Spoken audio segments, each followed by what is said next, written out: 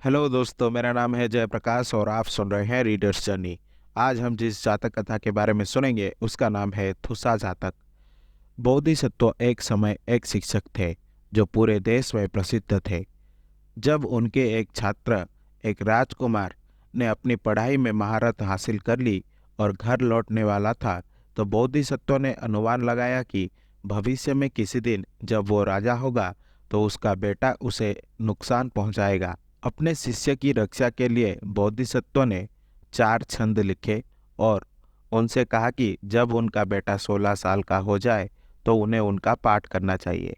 पहला छंद रात का खाना खाते समय, दूसरा एक भव्य स्वागत के दौरान, तीसरा छंद चढ़ते समय सीढ़ियों के सिर पर खड़े होकर महल की छत पर, और चौथा शाही शयन कक्ष की दहलीज पर। राजकुमार ने उसे धन्यवाद दिया और चला गया। आखिरकार पूर्व छात्र राजा बन गया और भविष्यवाणी सच हो गई। जब बेटा 16 वर्ष का हुआ तो वह राज्य को अपने लिए हथियाने की इच्छा से भर गया और उसके नौकरों ने उसे ये कहते हुए प्रोत्साहित किया कि जवानी में शक्ति प्राप्त करना बुढ़ापे तक इंतजार करने से बेहतर है। इसीलिए उन्होंने राजा को चावल में जहर देकर मारने की योजना बनाई। राजकुमार अपने पिता के साथ रात खाना खाने गया, जिन्हें बोधिसत्व की सलाह याद थी। और जब भोजन परोसा गया तो राजा ने कहा, चूहे नकचढ़े होते हैं और हालांकि उन्हें भूसी पसंद नहीं है, वे अनाज खाते हैं। ये सुनकर राजकुमार को लगा कि उसे खोज लिया गया है और उसने जहर अपने पिता के कटोरे में नहीं डाला। राजकुमार और उसके नौकर एक नई योजना लेकर आए।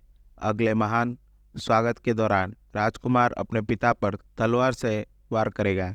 सही समय की प्रतीक्षा करते समय उसने अपने पिता को ये कहते हुए सुना कि मैंने जंगल में गुप्त बैठक के दौरान रची गई साजिश के बारे में सुना। फिर ये सोचकर कि उसके पिता उसके पास है, राजकुमार भाग गया। उसके नौकरों ने कहा कि वो चीज़ों की कल्पना कर रहा था और उसे हत्या कर देनी चाहिए। एक हफ्ते बाद राजकुमार अपनी तलवार लेकर सीढ़ियों के शीर्ष पर एक कोठरी में छुप गया। लेकिन जब राजा सीढ़ियों पर चढ़ा तो उसने कहा, एक बंदर ने बुरी योजनाएं बनाई है लेकिन उन्हें पूरा नहीं कर सका। राजकुमार को लगा कि उसे पकड़ लिया जाएगा और फिर से वो भाग गया। 2 हफ्ते बाद ये महसूस करते हुए कि अगर उसके पिता को वास्तव में उसकी योजनाओं के बारे में पता होता तो अब तक कैद हो चुका होता। राजकुमार शाही शयन कक्ष में एक सोफे के नीचे अपने तलवार के साथ लेट गया।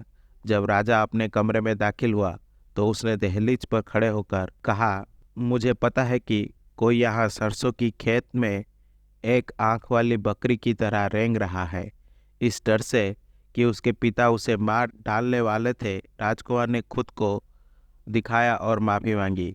राजा ने अपने बेटे को कारागार में डाल दिया और जब तक वो मर ना जाए, उसे रिहा ना किया जाए, तभी उनके पुत्र को राजगद्दी सौंपी गई। ये कहानी बुद्ध के जीवन काल में, जब एक राजकुमार का जन्म होने वाला था, उसकी माँ को अपने पति के दाहिने घुटने से खून पीने की इच्छा हुई। जब राजा ने यह सुना तो उसने अपने ज्योतिषियों से परामर्श किया, जिन्होंने उसे बताया कि ये एक शगुन था कि उसकी रानी गर्भवती थी और उसका भावी पुत्र सिंहासन पर कब्जा करने के लिए उसे मार डालेगा। राजा इस भविष्यवाणी से चिंतित नहीं था, इसीलिए उसने तलवार से अपना दाहिना घुटना काट दिया और अपनी पत्नी को सोने के कटोरे में उसके वांछित रख दिया। जब रानी को अपने बेटे के बारे में भविष्यवाणी के बारे में पता चला तो उसने दोबारा उसका गर्भपात कराने की कोशिश की, लेकिन राजा ने दोनों बार इसे रोक दिया। रानी के प्रसव बाद बुद्ध राजा को उपदेश देने आए।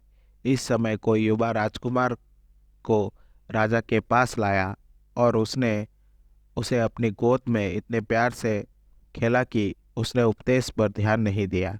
बुद्ध ने टिप्पणी की कि अधिकांश राजा, जिनके पास अपने बेटों पर संदेह करने और डरने के कारण था, उन्होंने अपने जीवन काल के दौरान उन्हें बंद रखा और उन्हें एक उदाहरण के रूप में ये कहानी सुनाई।